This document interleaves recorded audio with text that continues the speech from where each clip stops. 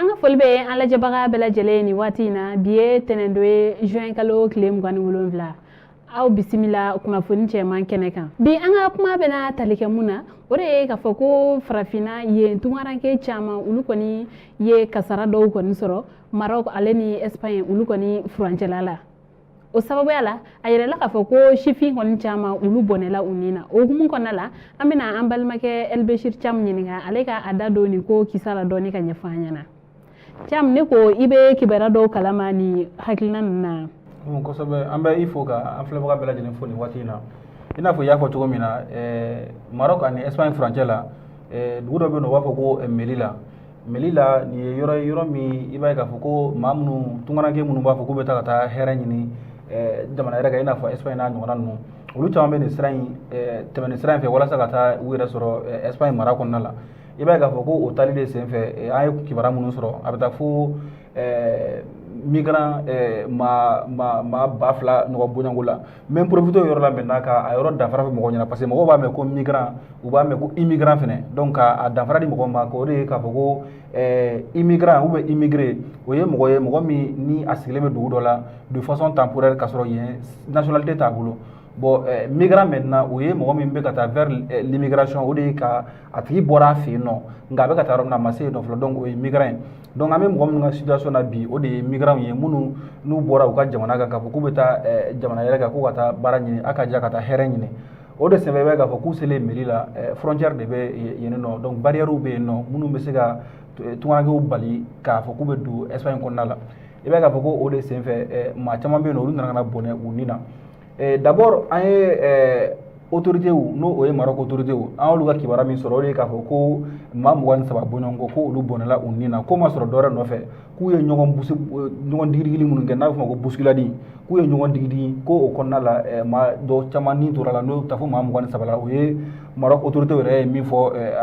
kunnafonidi siraw fɛ mais i b'a ye k'a fɔ ko sira wɛrɛw fana fɛ maa minnu ka mɔgɔw tun bɛ yen nɔ walima maa minnu bɛ yen nɔ n'olu bɛ nin n'a ɲɔgɔnna waleya n'u bɛ a kɔlɔsi kosɛbɛ i n'a fɔ tungaranke ka déplacement walima ni dankari kɛra adamadenw ka bunadamadenw ka fɛn na maanifinya la olu bɛ sɛgɛsɛgɛli minnu kɛ bon olu bɛ ka sɛgɛsɛgɛli minnu kɛ ka na s'a ma i b'a ye k'a fɔ olu yɛrɛ ka fanga la i b'a ye k'a fɔ maa minnu sara a bɛ taa fo fɛn maa 200 fo maa 300 bɔɲɔgɔnko a bɛ o bɔ wa u y'a yira fana k'a fɔ ko u sara ko digidigi nɔ tɛ dɛ u sara parce que fɛn min ye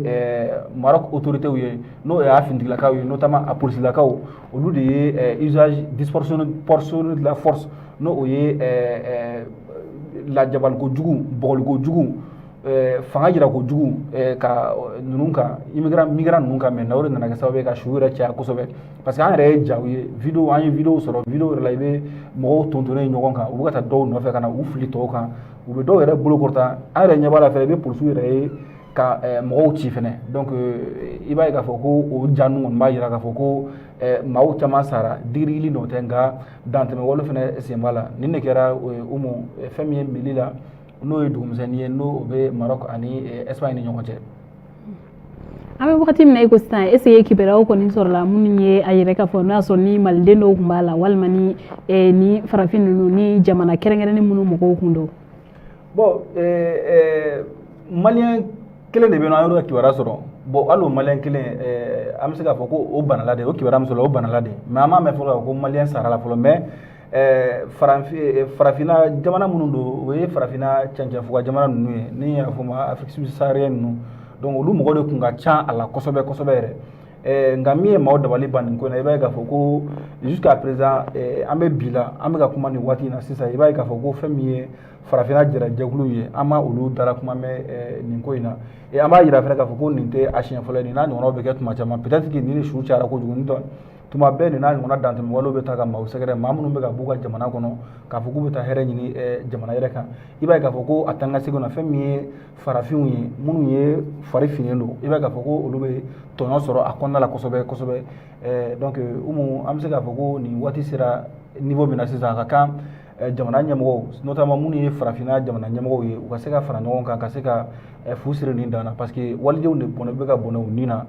bi a bɛ tan cogo la ni a mɛnna ka mɛn a gɛlɛya tɔ bɛna juguya kojugu ka taa fɛ donc Umu Mali la situation na n bɛ se ka min fɔ o y'o ye an balimaw an tun bɛ fɛ ka nin kibaruya ninnu de lase aw ma aw ni ce aw ka kulomajɔ la aw k'an bɛn an ɲɔgɔnna wɛrɛ